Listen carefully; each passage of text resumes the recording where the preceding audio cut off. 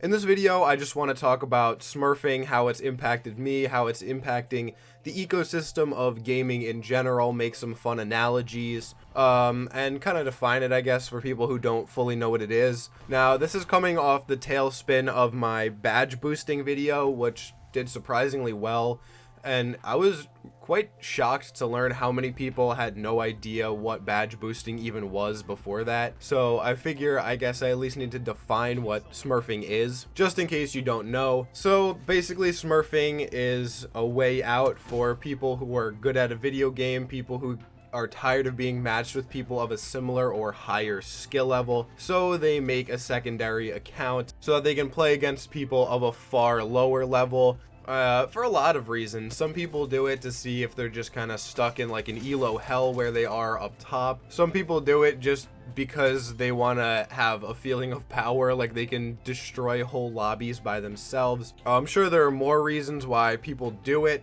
but it's kind of like if Tom Brady disguised himself as a high schooler and went and played in a high school football match.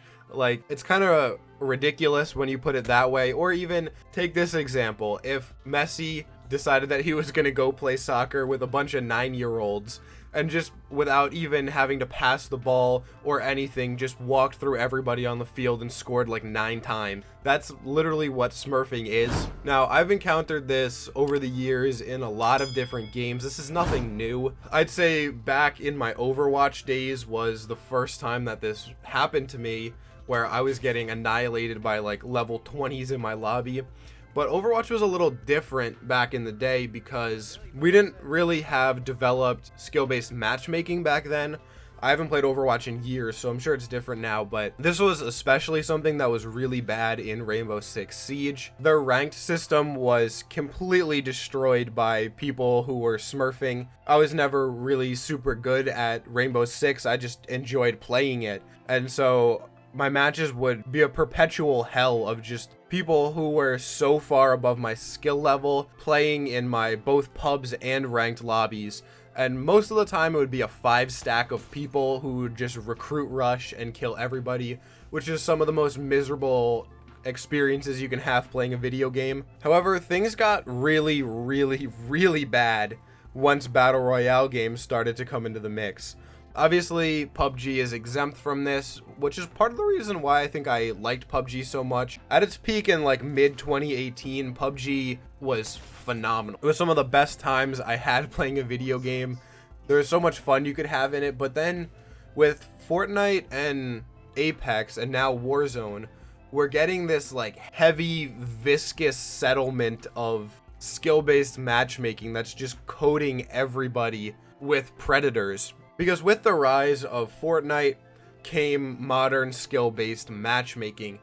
And now this skill-based matchmaking takes into account several things. However, the main thing that it takes into account is your win percentage and your kill-death ratio. So if you have over like a 1.2 KD, you're basically going to be getting paired with exclusively Diamond and Predator players from there on out. Very rarely will you get to play with people who are significantly below your skill level, and I'm speaking from experience since most of my lobbies are just Predators at this point, which does kind of hinder content creation, but we'll talk about that in a little bit because we're not done fully explaining it yet, because it almost feels like a lot of the people who are partaking in Smurfing aren't the people on the bad end necessarily. So like, even though my KD is like 1.35, which really is not that good, I'm getting paired with people who have like a 3 KD, a 4 KD, a 5 KD, because it's only people who are above that like 1.2 threshold. However, it's not people of my skill level who are smurfing,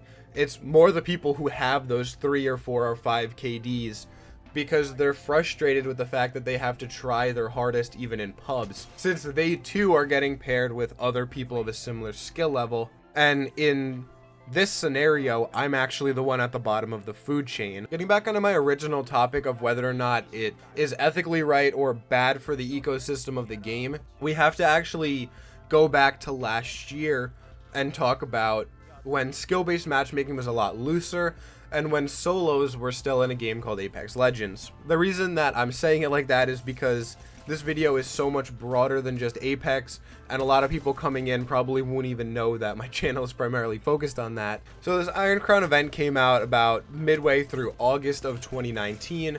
Now, Apex had really settled down in player count back then, about similar to what we had in Season 3, probably early Season 4, which was when a lot of people were really angry about skill-based matchmaking. And during this Iron Crown event, we had a limited time mode called Solos, which, like it sounds, you were solos. And because there were so few players in the player base at the time, there weren't a lot of similarly matched players, and so people were getting paired with players very high above their skill cap. And this made for a really bad time for anybody who wasn't like a top tier player, and even for top tier players they struggled, and it was so bad in fact that in one of the recent patch notes for the game, the developers actually said that they will never bring back solos because it performed so badly and so few people actually played it, because people who weren't very good were getting slaughtered. And so this brings me to a really big point, which is that smurfing is a result of narrowing lobby sizes. When there aren't enough players in a game's player base, then everybody starts to feel trapped, like they're playing people that they shouldn't be playing because, quite frankly, they probably are. But does that make it morally right to go pub stomp? Before you even consider making a Smurf account and trying to play in Apex or Fortnite, I'll get to paid games in a second. Just know that both of these games, as I previously said, have a similar skill-based matchmaking system, which calculates where you belong based on your win rate and your kill count. So you probably have about 5 games total, maximum, before it figures out where you should be, and where you should be is definitely not in pub lobbies anymore. Which is why anybody who has a KD over like 1 is going to pretty consistently have champions or people on the champion squad who are like level 12, because those people have run out of luck with their pub stomping and are now back in the lobbies right where they started. So unless you're going to make a new account every couple days, it doesn't really matter if you make a Smurf account. However, I do still think that ethically it's wrong, especially because you're picking on people who are just trying to start playing the game, which is so counterintuitive, because those are the people who are fattening up the player base and who are going to come out of that pub lobby and out into the actual servers, which means that there'll be more people on the servers, more people populating those skill-based matchmaking tiers, and so then everybody is happier because everybody is getting to play with people who are actually similarly skilled to them. So please stop smurfing and driving people away from the game. If the first time I booted up the game I loaded into a match and got killed by a guy who was farming a 20 bomb badge, I probably would stop playing, because that to me would at least say that the game doesn't care about new players and it doesn't have any way to protect them. And even now, as level 500 with 1400 hours in the game, when a predator attacks me, I still get melted. So these poor kids that like this is their first time ever playing, they have no idea what even happened. But moving on to paid games, so let's talk about like Overwatch or Rainbow Six Siege. Those games more focus on your level. At least they did when I played them. So if you're a level 50, you're going to be paired with level 40 to 60, something like that. Maybe even higher or lower depending on what your kill death ratio is. But in those games, you can definitely get away with smurfing a lot more than you can in Fortnite and Apex. Because quite frankly, they literally don't care if you smurf, because with a paid game like those, they just want your money. Once you pay them for the game, they don't care what you do in the game. Whereas free-to-play games make their money primarily off skins and suckering people into buying packs. However, I still think it's ethically wrong to smurf. Taking out your frustration on people who don't even know how to play the game is kind of dumb, and you might need to go get yourself checked out, because that's kind of like the same mentality that like a parent beating their kid has, where like, oh, I'm frustrated, time to take it out on somebody who is helpless, which is kind of messed up. So yeah, don't Smurf. That's the point of the video.